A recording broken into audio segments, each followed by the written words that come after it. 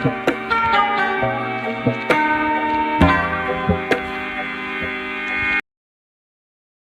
number 4.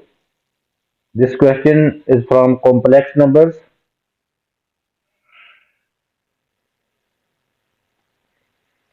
On a sketch of an organ diagram, shade the region whose points represent the complex number z satisfying the inequalities.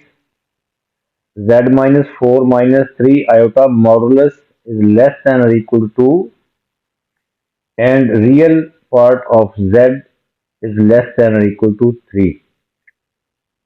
ये दो inequalities हैं, दोनों से locus बनेगा। इस inequality से भी लोकस बनेगा और इस इनक्वालिटी से भी लोकस बनेगा।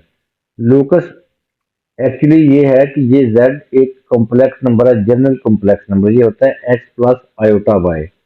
एक्चुअली इसका पॉइंट होता है एक्स वाई का पाथ जो है दैट इज द लोकस। इस इनक्वालिटी से एक सर्कल जनरेट होगा और ये एक स्ट्रेट लाइन है। अब सबसे पहले हमने शेड करना है उस रीजन को जिसको ये दोनों इनक्वालिटी जो है सेटिस्फाई करती हैं। तो सबसे पहले हम करेंगे z minus 4 minus 3 iota modulus is less than equal to 2। यहाँ इसमें आप देखें ये z जो है ये एक जनरल कॉम्प्लेक्स नंबर है, z is equal to x plus iota y। तो हम यहाँ से माइनस कॉमन ले लेते हैं, ये माइनस जो है कॉमन ले लेते हैं, तो ये इस फॉर्मेट में आ जाएगा z minus with in bracket 4 plus 3 iota. इन दोनों के साइन जो है चेंज हो गए क्योंकि बाहर हमने माइनस ले लिया है। Modulus less than equal to 2। ये z एक जनरल कॉम्प्लेक्स नंबर है, इसी का हमने लोकस फाइंड करना है। ये एक गिवन कॉम्प्लेक्स नंबर है 4 प्लस 3 आयोटा। इस फॉर्मेट में लिखने के बाद हम कह सकते हैं कि वो सर्कल बनेगा जिसका सेंटर 4 3 होगा। जब माइनस कॉमन ले लेंगे तो ये 4 3 ये कॉम्प्लेक्स नंबर जो है उस सर्कल के सेंटर को रिप्रेजेंट करता है। सेंटर है 4 3 और ये कांस्टेंट वैल्यू है, ये उस सर्कल के रेडियस को रिप्रेजेंट करती है। Radius is equal to 2।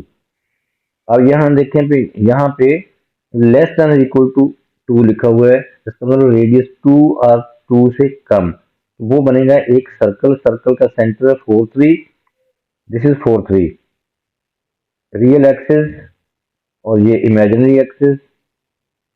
X axis जो होता है real axis, imaginary axis Y axis को कहते हैं।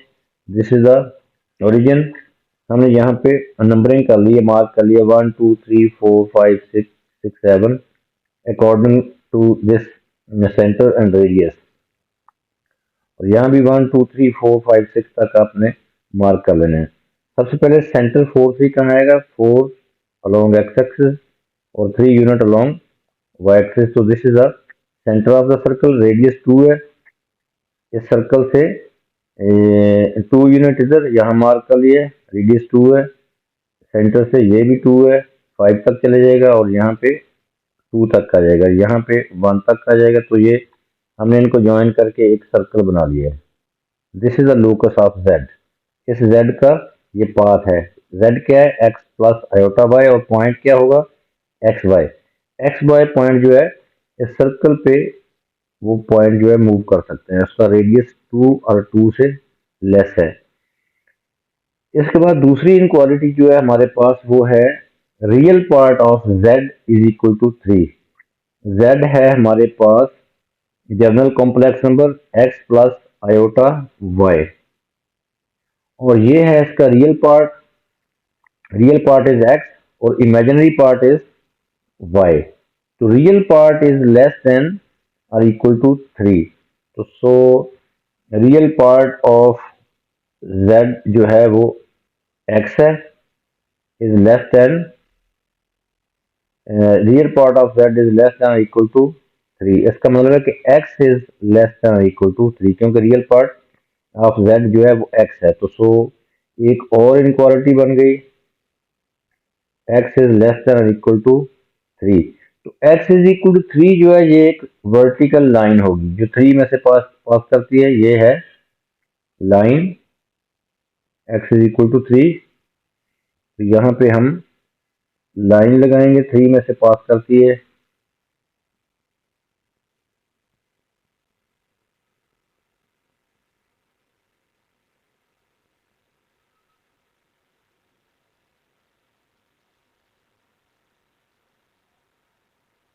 This is vertical line.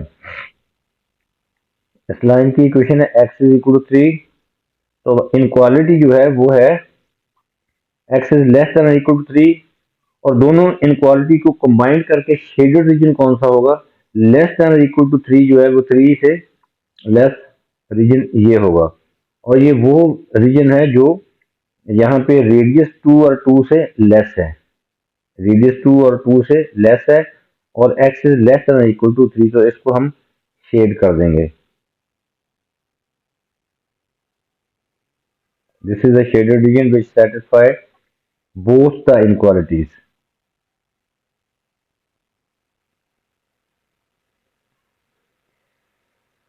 Next part of this question, find the greatest value of argument of z for the points in this region. Argument of z जो होता है ये एक angle है, argument of z ये एक एंगल है। Greatest value of argument of z for the points in the region. अब हमने ओरिजिन से एक स्ट्रेट लाइन जो है वो ड्रा करनी है जो टेंजेंट हो इस शेडेड रीजन के साथ। वो लाइन स्ट्रेट लाइन हम यूं ड्रा कर देंगे और यहाँ पे टेंजेंट शो कर देंगे। तो ये एंगल जो होगा, ये एंगल जो होगा ये greatest value of argument of z होगी। इस डायग्राम में देखें, दोबारा से वही डायग्राम है।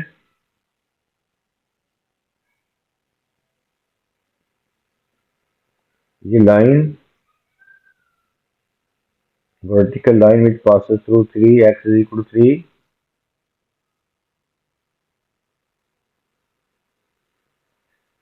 This is a shaded region.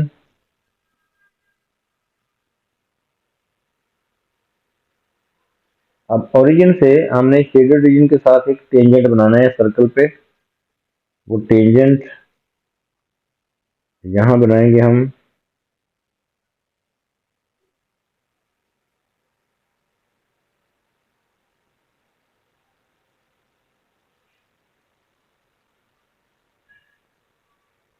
So this is a tangent, इस पॉइंट पे टेंजेंट है लाइन, हमने ये एंगल फाइंड करना है। This is the greatest value of argument of z।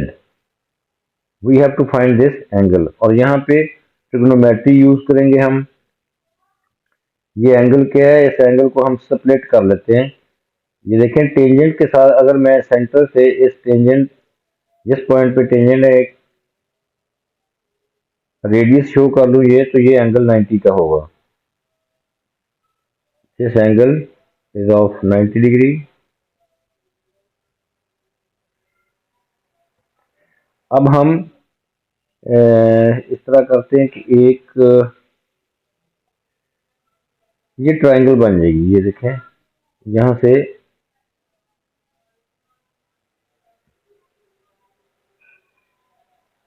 इस पॉइंट को इस पॉइंट के साथ ज्वाइन कर देते हैं, और ये एक और ट्रायंगल बना लेंगे हम।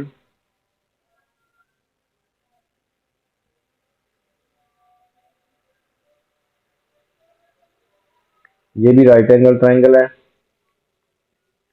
अब सपोज करेंगे दिस एंगल इज θ1 और दिस एंगल इज θ2।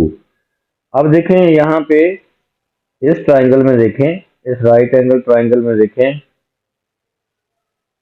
ये साइड 4 है और ये साइड जो है 3 है।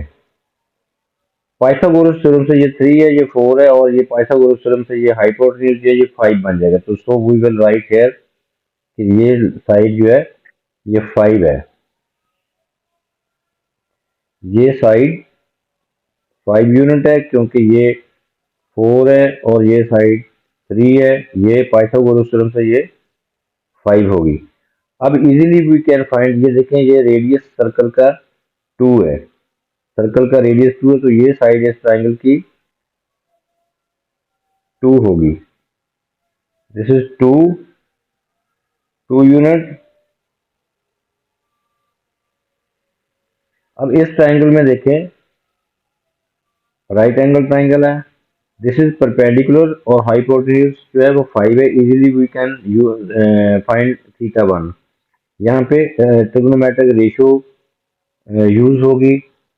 साइन थीटा 1 जो है वो परपेंडिकुलर ओवर हाइपोटेन्यूज, तो थीटा 1 इज साइन इनवर्स 2/5।